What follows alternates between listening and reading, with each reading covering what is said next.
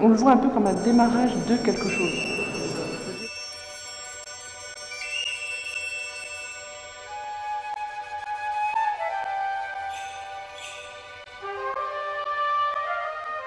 L'avantage du rhizome, c'est que c'est en lien avec tout. Ça ne cesse de se reproduire, c'est souterrain, c'est bien intéressant, c'est une racine qui va ressortir de temps en temps. Donc finalement, ça ressemble bien au travail de l'artiste.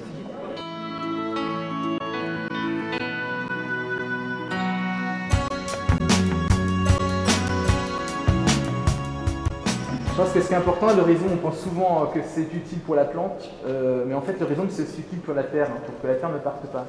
Et je crois que justement le ciment de ce travail, c'est en soi intrinsèquement c'est important pour les artistes, parce qu'ils arrivent à se souder, à travailler entre eux, et il y a des réticulations et des réponses d'un travail à l'autre. Mais c'est aussi important pour nous qui sommes un peu la terre des artistes et qui sommes retenus par ce travail. Et on pense souvent à l'utilité du rhizome pour la plante, mais l'utilité aussi pour l'écosystème et pour l'environnement qui gravite autour du travail des artistes.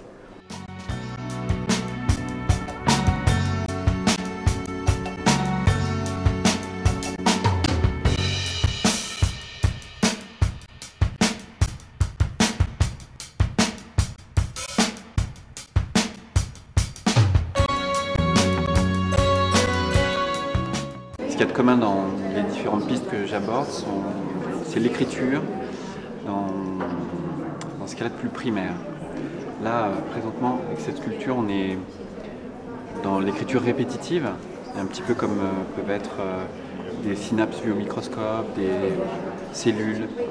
Donc là, c'est avant tout, ça a à voir avec l'architecture quotidienne, tu vois, c'est fait pour faire mentir les perspectives. Tu vois, tu as un langage comme ça, graphique primaire, répété, qui finalement, à chaque fois est unique et qui donne en plus globalement une forme unique.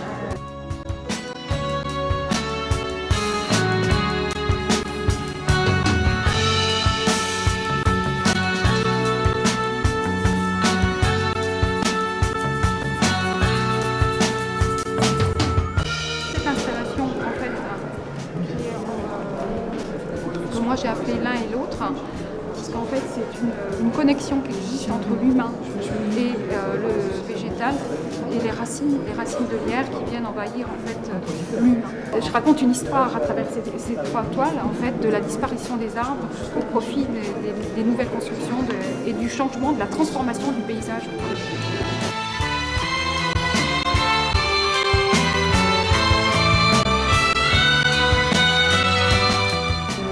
Depuis un moment sur la mémoire de la terre agricole et de la terre cultivée, la mémoire des ouvriers agricoles et des paysans en fait, et de l'impact qu'ils laissent sur le paysage et sur la terre. Et le lien entre nous c'était ça, c'était l'homme et la nature, et ce que l'homme fait de la nature et comment ça se transforme.